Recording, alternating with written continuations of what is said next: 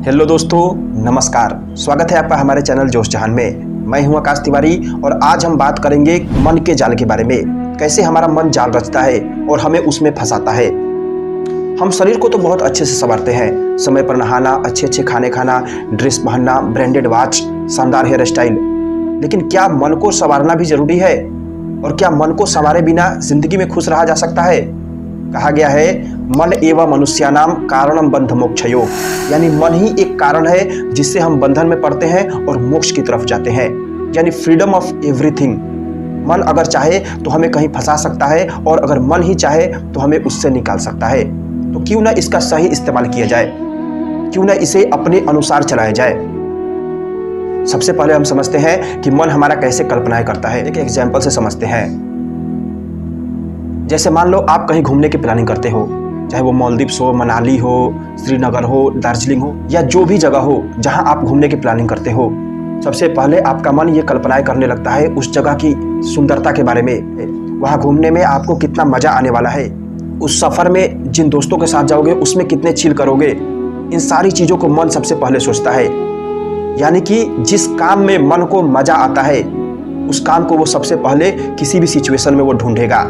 इसे psychology one sided thinking कहता है, यानी कि एक तरफा सोच। इसका दूसरा पहलू हो सकता है कि उस सफर में इतने खर्चे होंगे, या मेरा अभी वहां जाना जरूरी भी है या नहीं। इस तरह की चीजों को आप पहले नहीं सोचते हो।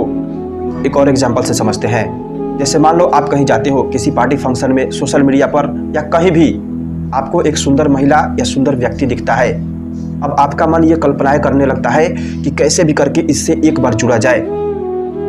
और जुड़ने पर क्या फायदा होगा? पहले मन कल्पनाएं करने लगता है, इससे बातें करेंगे, इसके साथ संबंध बनाएंगे, घूमेंगे फिरेंगे, ऐश करेंगे और क्या। लेकिन इसके सिवा दूसरे पहलू भी तो होते हैं। उसके नखरे झेलने होंगे, समय देना होगा। जो एक्टिविटी मैं नहीं कर सकता हूँ उसके कहने पर वो भी मुझे करना पड़ेगा और तब मुझे दुख होगा। मुझे अपना पूरा व्यक्तित्व बदलना पड़ सकता है इन संबंध में जाने के लिए। इस चीज को मन पहले नहीं सोचता है, और जब आप उसमें चले जाते हो तब यही मन आपको उन सारी चीजों को दिखाता है कि देखो ये कैसे तुम्हें बर्बाद कर रहा है या कर रही है, कैसे तुम्हें ये मैनिपुलेट कर रही है, कैसे तुम्हारा वक्त बर्बाद कर रही है।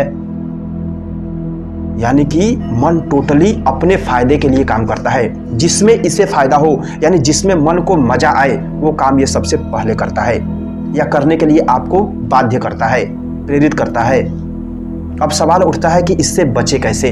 तो इससे बचने के लिए साइकोलॉजी में एक ट्रिक है कि जब भी आपको स्ट्रेस हो या किसी सिचुएशन में आप अच्छे से नहीं सोच पा रहे हो तो सबसे पहले आप डीप ब्रीदिंग करें। 3 बार गहरी सांसें ले। साइकोलॉजी कहता है कि जब आप स्ट्रेस में रहते हो या फिर जब किसी ऐसे सिचुएशन में रहते हो जहां आप अच्छे से नहीं सोच पा रहे हो तो आप उस समय डीप ब्रीदिंग 3 बार करें। तत्कालीन यानी 17% आपका स्ट्रेस उस समय ही कम हो जाएगा।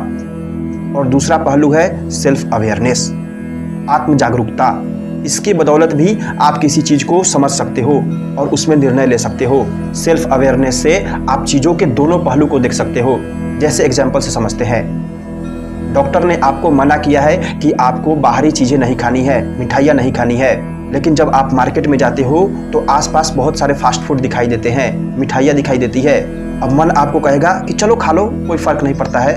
3 दिन पहले तुमने खाया था फास्ट फूड, 72 घंटे 4320 मिनट, यानी इतना लॉन्ग टर्म आपको दिखाएगा जिससे आप मैनिपुलेट हो जाओगे। चलो खा लेता हूँ, ये कुछ नहीं हो जाएगा। लेकिन क्या उससे आपके शरीर को फायदा हुआ? नहीं, सिर्फ आपको किक मिला, यानी मन को संतुष्टि मिली। पता है दिमाग कैसे काम करता है? जब भी हमें स्ट्रेस फील होता है तो हमारे ब्रेन में एक कॉर्टिसोल नाम का हार्मोन रिलीज होता है जो हमें बार बार इंडिकेट करता है, बार बार ये रियलाइज कराता है कि आपको कोई मजा चाहिए, कोई ऐसी एक्टिविटी करो जिससे अभी आपको मजा आए, आपको खुशी मिले। और उसके लिए आप कोई चीज़ खाते हो, कहीं घूमने जाते हो, किसी से बातें करते हो या फिर कोई ऐसी एक्टिविटी करते हो जिससे तत्काल उस समय आपको किक मिलता है। सोशल मीडिया पर पोस्ट देखोगे, रील्स देखोगे, उससे आपको उस समय तत्काल डोपामिन रिलीज होगा जो आपके कॉर्टिसोल हार्मोन के लेवल को कम करेगा। लेकिन सेल्फ अवेयरनेस से आप कभी भी किसी भी पहलू में एक सही नजरिया रख सकते हो। अब सेल्फ अवेयरनेस को एक्टिवेट करने के रूल्स क्या हैं?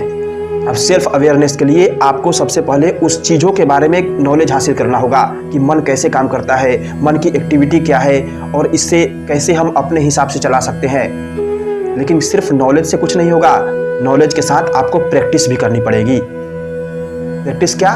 इसमें मेडिटेशन को जोड़ सकते हो, आप माइंडफुलनेस को जोड़ सकते हो। इस प्रैक्टिस से आपके सेल्फ अवेयरनेस की लेवल बढ़ती जाएगी और आप चीज़ों को उसके वास्तविक रूप में देख सकोगे। उम्मीद है इस वीडियो के मैसेज को आप समझ गए होंगे। यानी कि मन हमारा जब भी जाल रचता है तो उसके लिए हमें सबसे पहले अवेयर रहना पड़ेगा। उस समय हमें अपनी बुद्धि का इस्तेमाल करके उसके दोनों पहलू को समझना होगा और उसके बाद हमें निर्णय लेना होगा कि क्या सही है और क्या गलत। इतना प्रेम और धैर्य से वीडियो को देखने के लिए आपका दिल से बहुत बहुत धन्यवाद।